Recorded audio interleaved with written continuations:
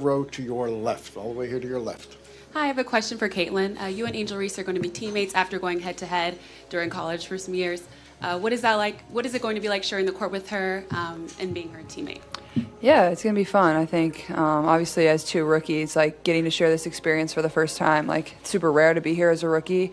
And then to have two of us here, I think it's just really great overall. I think obviously the fans are going to be very excited about it. But I'm excited to share the court, honestly, with everybody. Like meeting new people, this is my first experience here. Obviously, know these two, but everybody else, like just getting to know them over the course of the weekend and enjoying the experience. Next question to your right in the second row.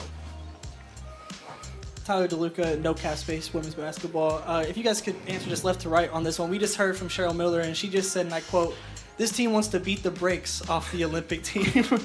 For you guys, you go through that practice. What was it like being able to be coached and to be around a legend like Cheryl Miller? And for all of you, please. Yeah. It's great. I mean, Coach Miller, she's a legend. What she's done for the game is a big reason as to why we're here. And we definitely want to win. We said in the huddle that winning is fun. And that's what we want to do. I think we're just excited to get out there, play together. Obviously, we haven't played together as this group, but just knowing the talent that we have in this team, being able to push pace and run is going to be good for us. Yeah, I think obviously Cheryl, she's like one of the pioneers of our game and just an awesome individual. Like her personality just radiates. Like being around her, it just makes you smile. Like she's just such a cool human. So for her to get to coach us, like super exciting for me. I was super excited when I heard that news. Like just a great opportunity to be around somebody that's given so much to this game and to get to enjoy this, my first experience with her, honestly. Kind of the same as what they've been saying. Cheryl Miller told us that she wanted to win, and she made it clear and cut, and asked us how y'all want to do this. And I think we grow to appreciate it because at the end of the day, we're competitors. And what she's done for us and paved the way to even for us to be here, we're internally grateful for her. And I think that we only can do right by her by competing as best as we can tomorrow. Next question to your left in the fourth row, Cassandra.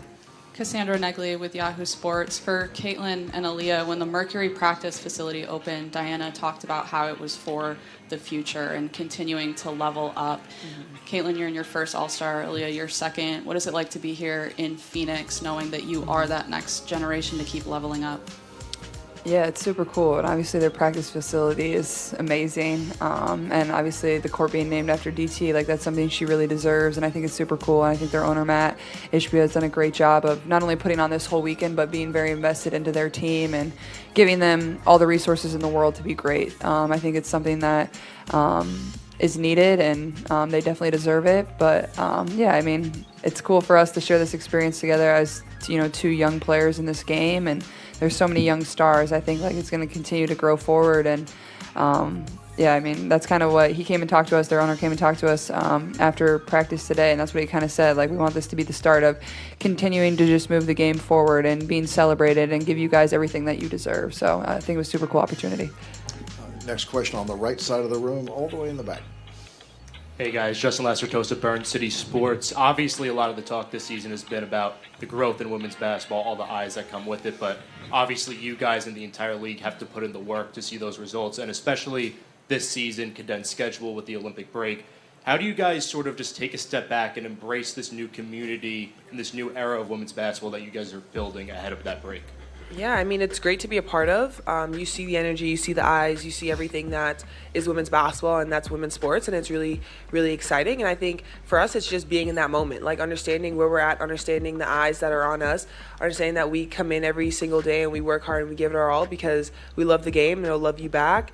And so it's really special for us. And I think just thinking about our team too, like we have a special group, there's so much talent, and I think we've just continued to work hard, and everyone that's watching is seeing the talent that we have. Next question right here to the left, second row. Yeah. Hey, y'all. Just a quick one for Caitlin. How do you feel you've grown as a film watcher from your time at Iowa to now?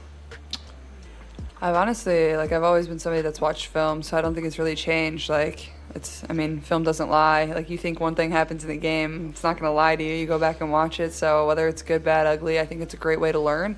But at the same time, when I go back and watch with one of our coaches, we also watch the good stuff, see the stuff that you did well. It doesn't always have to be just the bad stuff. You find plenty of ways to learn, but also find the ways that you improved and got better, and just continue to replicate that from game to game, and then improve on the ways that you didn't. But yeah, I don't think it's changed much. Like, I've always been a film watcher and somebody that, wants to learn from game to game and then also watch film of our next opponent.